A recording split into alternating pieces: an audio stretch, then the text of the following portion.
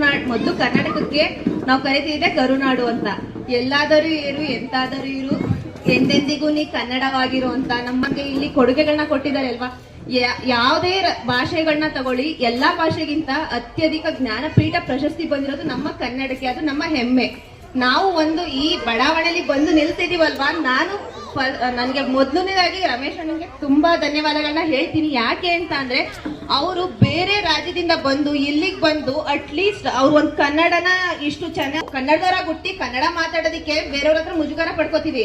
ಆದ್ರೆ ನಾವು ಇಲ್ಲಿ ನನ್ನ ಹೃದಯಪೂರ್ವಕವಾಗಿ ನಾನು ಯಾರಿಗೆ ಅಭಿನಂದನೆ ಸಲ್ಲಿಸ್ಬೇಕು ಅಂತ ಬಯಸ್ತಿದೀನಿ ಅಂದ್ರೆ ಇಲ್ಲಿ ಕರ್ನಾಟಕ ರಾಜ್ಯದವ್ರನ್ನ ಹೊರತುಪಡಿಸಿ ಅನ್ಯ ರಾಜ್ಯದವರಿಂದ ಬಂದು ನಿಲ್ತಿದ್ದೀರಾ ಅಲ್ವಾ, ಅವ್ರಿಗೆ ದಯವಿಟ್ಟು ಒಂದು ದೊಡ್ಡ ಚಪ್ಪಾಳೆನ ಸಲ್ಲಿಸಿ. ಯಾಕೆ ಗೊತ್ತಾ, ನಮ್ಗಿಂತ ಜಾಸ್ತಿ ಇಲ್ಲಿ ಬಂದು ಅಟ್ಲೀಸ್ಟ್ ಇಲ್ಲಿ ಎಷ್ಟು ಜನಗಳು ನಾವಿದ್ದೀವಿ ಈ ಬಡಾವಣೆಯಲ್ಲೇ, ಆದ್ರೂ ಕನ್ನಡದವ್ರು ತುಂಬಾ ಜನ ಇದ್ದಾರೆ. ಇಲ್ಲಿ ನೋಡಿದ್ರು ತುಂಬಾ ಜನ ಕನ್ನಡದವರು ಜೊತೆಗೆ ಬೇರೆ ರಾಜ್ಯದವ್ರು ಬಂದು ಸೆಲೆಬ್ರೇಟ್ ಮಾಡ್ತಿದ್ವಲ್ಲ ಈ ಖುಷಿ ಕ್ಷಣಗಳನ್ನ, ಅವ್ರಿಗೆ ಹೃದಯ ಬಂದಿದೆ. ಅಟ್ಲೀಸ್ಟ್ ಇಲ್ಲಿ ಇದೀವಿ ನಾವು, ಇಲ್ಲಿ ಬಂದು ಒಂದೇನೋ ಖುಷಿನ ಹಂಚ್ಕೊಬೇಕು ಅಂತ.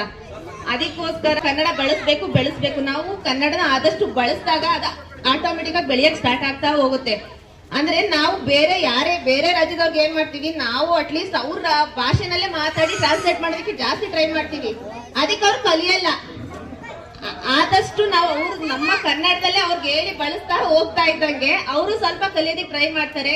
ಅಟ್ಲೀಸ್ಟ್ ನಮ್ಗೆ ಯಾರಾದ್ರೂ ಒಬ್ರು ಸಿಕ್ಕಿದ್ರೆ ಇಲ್ಲಿ ಅವ್ರಿಗೇನೆ ಕನ್ನಡನೇ ನಾವು ಅವ್ರ ಜೊತೆ ಮಾತಾಡ್ತಾ ಬೆಳೆಸೋಣ.